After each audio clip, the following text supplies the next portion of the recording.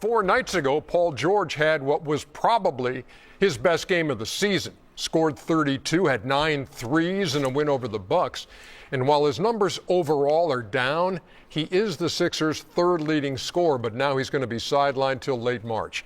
The NBA suspended him 25 games for violating the league's anti-drug program. Due to an improper medication for a mental health-related issue, not a physical one. When you look at Philadelphia, they've been making a little move.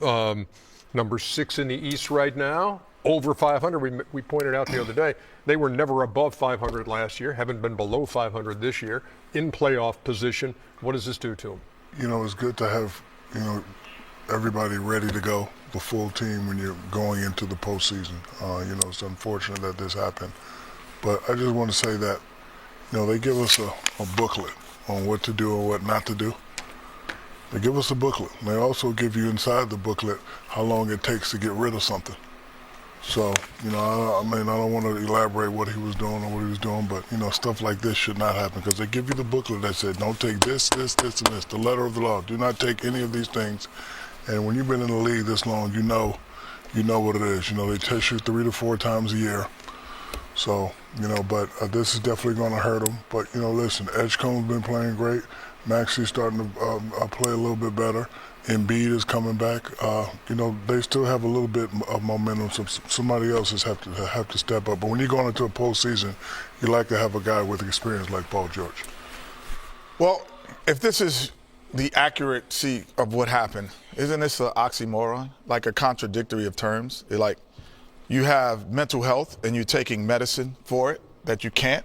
That would be, to me, that's why I don't understand it. I'm not sure what drug or medicine that he was taking, but that is a contradictory of terms. So I'm sure that Adam Silver wouldn't do that. Yeah.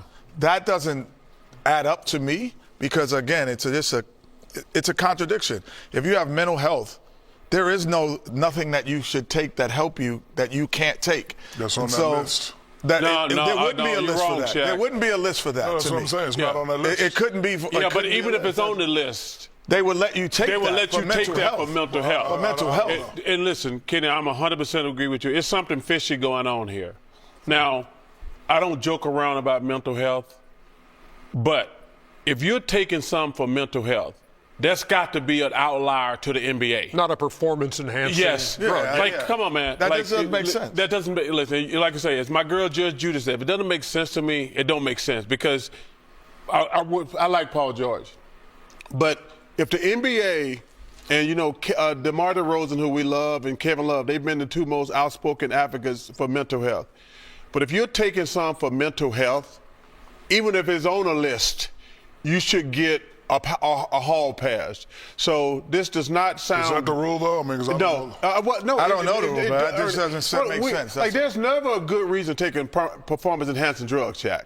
But if you're taking a drug for your mental health, you should get a hall pass. And I would put it like this: if you were having a heart attack, and they gave you medicine to stop your heart attack, and then you played 2 weeks, and that wouldn't stop you from playing. Like, to me, the league wouldn't do that. So there has to be something else that they have to address, or that is coming out because it just doesn't make sense. But we don't need any players suffering from mental health. If they got a pill out there that can help you with that, you should get a hall pass. But this sounds fishy. And again, 25 games for Paul George.